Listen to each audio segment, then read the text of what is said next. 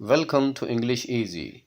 In this video, our topic is Comprehension and Precis Writing.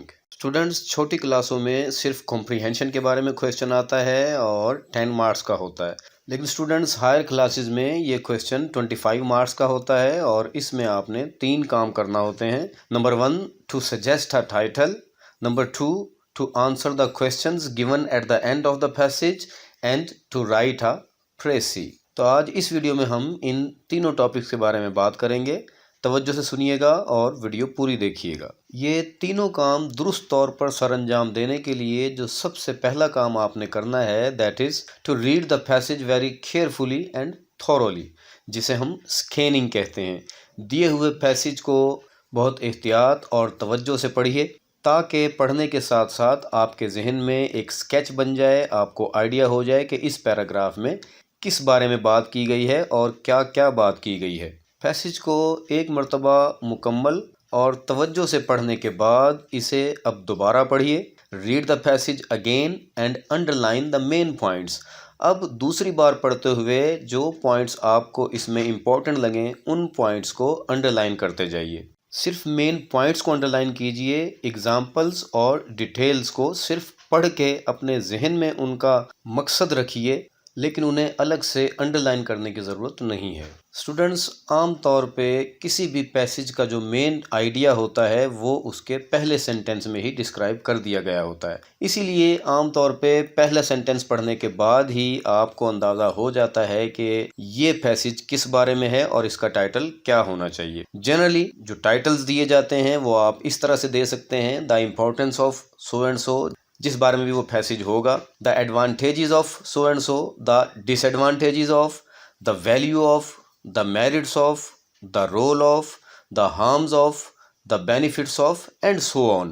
क्योंकि आप पूरा passage 2 मरतबा पढ़ चुके हैं और अब जब आप पहला सेंटेंस पढ़ते हैं तो आपको आइडिया हो जाता है कि क्या इस फर्स्ट सेंटेंस से मैं इसका टाइटल निकाल सकता हूँ या नहीं निकाल सकता. 2-3 टाइटल सजेस्ट करके देखिए और फिर उनमें से किसी एक का इंतखाब कीजिए. टाइटल मुंतखब कर लेने के बाद अब नेक्स्ट काम है to answer the questions. Questions आम तौर पे पैसेज के एंड पे दिए गए होते हैं. उनके आंसर्स करने के लिए सबसे पहले क्वेश्चंस को समझना ज़रूरी है. क्वेश्चंस को पढ़ने के बाद तवज्जो से उनको समझने की कोशिश कीजिए और क्वेश्चंस को पढ़ने और समझ लेने के बाद एक मर्तबा फिर यानी तीसरी मर्तबा उस पैसेज की स्टडी कीजिए. उस पैसेज को बगौर पढ़िए और जहाँ जहाँ आपको लगे कि यहाँ फ़लाँ क्वेश्चन का आंसर यहाँ मौजूद है, अब क्वेश्चंस के आंसर्स के लिहाज से उन जगहों को अंडरलाइन करते जाइए.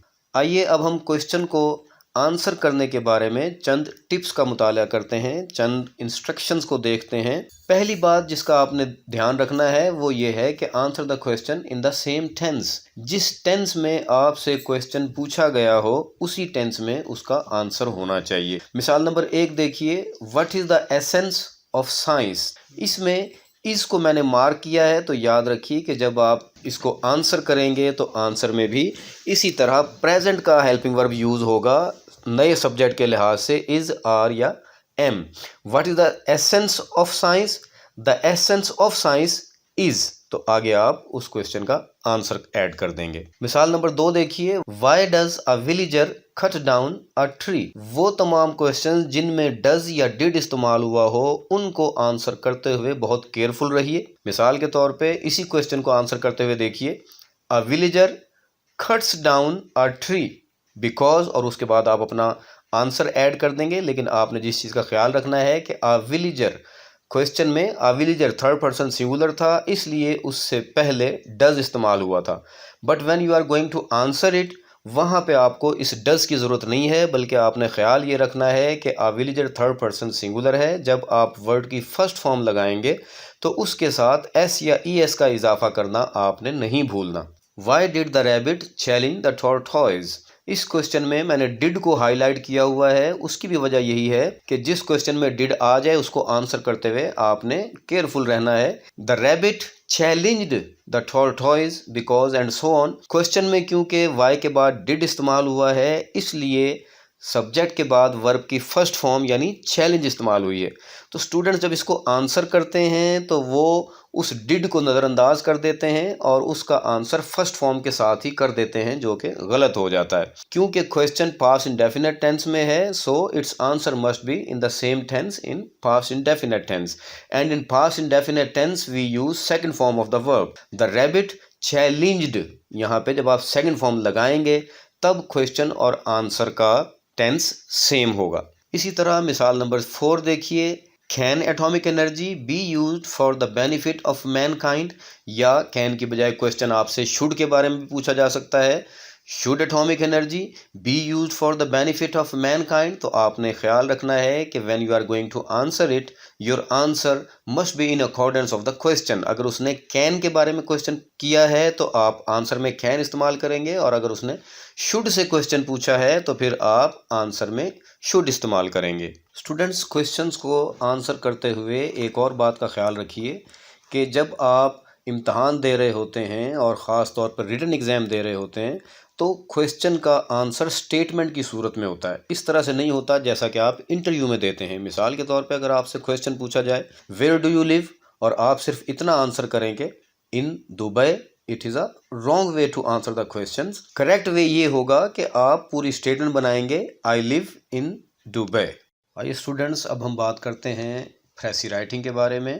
प्रेसी राइटिंग शुरू करने से पहले उस पैसेज में मौजूद वर्ड्स काउंट कीजिए। जितने वर्ड्स उस पैसेज में इस्तेमाल हुए हों फिर उनको 3 पर तकसीम कीजिए, और जो आंसर आएगा वो आपको बताएगा कि आपकी प्रेसी इतने वर्ड्स पर मुश्तमिल होनी चाहिए। काउंटिंग के लिए देखिए, मिसाल के तौर पे एक सेंटेंस आपके सामने है, advertisements are an essential to the newspaper of today. इस एक सेंटेंस में 9 वर्ड्स मौजूद हैं। अब आपको पता चल गया कि आपने जो प्रेसी लिखनी है वो मैक्सिमम कितने वर्ड्स पर मुश्तमिल हो सकती है। जितने वर्ड्स हों आप ज़्यादा से ज़्यादा +-5 वर्ड्स कर सकते हैं, अदरवाइज़ कोशिश करें कि 1/3 वर्ड्स में ही आपकी प्रेसी कंप्लीट हो जाए। तो नंबर 1 पॉइंट था, after reading count the words and divide by 3, तो वो हम कर चुके। नंबर 2 पॉइंट याद रखिए, avoid adjectives, adverbs, examples and details. जब आप प्रेसी लिखने लगेंगे तो उसमें एडजेक्टिव्स लगाने की ज़रूरत नहीं है, एडवर्ब्स को आप ओमिट कर दीजिए, एग्जाम्पल्स को भी नोट नहीं करेंगे और डिटेल्स को भी आप छोड़ देंगे। सिर्फ मेन पॉइंट्स को आप हैंडल करेंगे, मेन पॉइंट्स को आप पकड़ेंगे और उन्हें जॉट डाउन करेंगे। तीसरी बात जिसका आपने प्रेसी लिखते हुए ख्याल रखना है कि reproduce it in your own words without distorting the actual meaning and flow। आपने जो प्रेसी लिखनी है उसे अपने अल्फाज में लिखिए। जब आप प्रेसी लिखने लगे हैं उस वक्त जो असल पैराग्राफ है उसको साइड पे कर दीजिए, बार बार उसे ना देखिए, क्योंकि जो चीज़ें आप पहले अंडरलाइन कर चुके थे बस उन्हीं पे इक्तफा कीजिए, उन्हीं को बार बार देख के और एक स्केच बना लीजिए। लेकिन जब आप प्रेसी लिखने लगें तो फिर बार बार असल पैसेज को ना देखें, बल्कि वो प्रेसी आपने अपने वर्ड्स में लिखनी है। लेकिन ध्यान रहे कि असल पैसेज का फ्लो डिस्टर्ब ना हो, उसमें इवेंट्स की जो तरतीब है वही तरतीब रहनी चाहिए और उसके मीनिंग भी डिस्टर्ब नहीं होने चाहिए। और चौथी बात जिसका आपने ख्याल रखना है कि जब आप प्रेसी लिखते हैं उसमें आपने अपना ओपिनियन नहीं देना होता, उसमें आपने किसी किस्म की तनकीद नहीं करनी होती, किसी किस्म की तारीफ़ नहीं करनी होती, बल्कि you have to summarise the same thought that is described in the given passage. अपने पास से आप उसमें कुछ ऐड नहीं करेंगे, बल्कि सिर्फ पैसेज में जो इन्फॉर्मेशन दी गई हैं उन्हीं को आपने हैंडल करना है। तो आइए एक छोटी सी मिसाल देखते हैं। Advertisements are an essential to the newspaper of today. Its finances depend on them.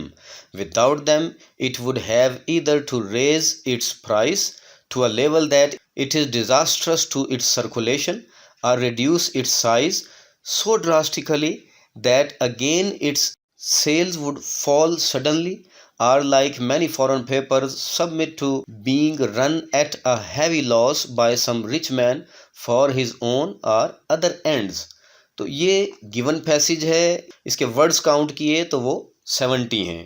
تو اس پیسج کو بار بار پڑھنے کے بعد ذہن میں جو اسکیچ بنا اس کے لیے میں نے ڈرافٹ 1 بنایا۔ آپ یہ ڈرافٹس 1، 2 اور 3 جتنے بنا سکتے ہیں۔ اس کے لیے جو آنسر شیٹ، جو آنسر نوٹ بک آپ کو دی گئی ہو، اس کے آخری پیج کو آپ ایز اے رف پیج استعمال کیجئے اور یہ سارا کام آپ وہاں پہ کیجئے۔ جب فرسٹ ڈرافٹ بنانے کے بعد اس کے ورڈز کاؤنٹ کیے تو وہ ورڈز تھے 30۔ تو اس میں ابھی 1/3 سے زیادہ ورڈز موجود ہیں، یعنی کہ اس کو ابھی مزید شارٹ کرنا ہے، اس کو ابھی مزید بریف کرنا ہے، ابھی آپ نے مزید ورڈز کم کرنے۔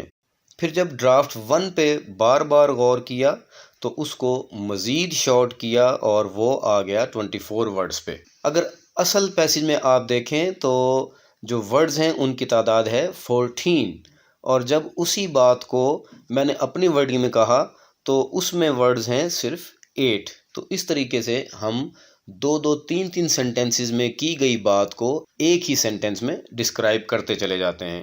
مثالوں کو، ایگزامپلس کو اور ڈیٹیلز کو ہم چھوڑ دیتے ہیں، ایڈوربس کو اومٹ کر دیتے ہیں اور ایڈجیکٹیوز کو بھی امٹ کر دیتے ہیں۔ اسٹوڈنٹس یاد رکھیے کہ مشق میکس مین ماہر، یعنی practice makes man perfect. Practice کے بغیر آپ کسی بھی چیز کے ماسٹر نہیں ہو سکتے۔ اگر آپ یہ سمجھیں کہ بس آپ نے ایک بار یہ ویڈیو دیکھ لی اور آپ پیپر میں جا کے یہ کویسچن حل کر دیں گے تو یہ آپ کی خام خیالی ہوگی۔ اس کو ویڈیو کو بار بار دیکھیے اور ساتھ ساتھ بار بار پریکٹس بھی کیجئے۔ اپنی بکس جو بھی آپ کے پاس ہیں ان میں جو گیون پیسیجز ہیں، جو ایکسرسائزز ہیں، ان پر یہ تمام پوائنٹس اپلائی کر کے اور اپنی پریسی بنانے کی کوشش کیجئے۔ چینل کو سبسکرائب ضرور کیجئے اور ویڈیو کو لائک اور شیئر کرنا نہ بھولیے۔ Thank you very much.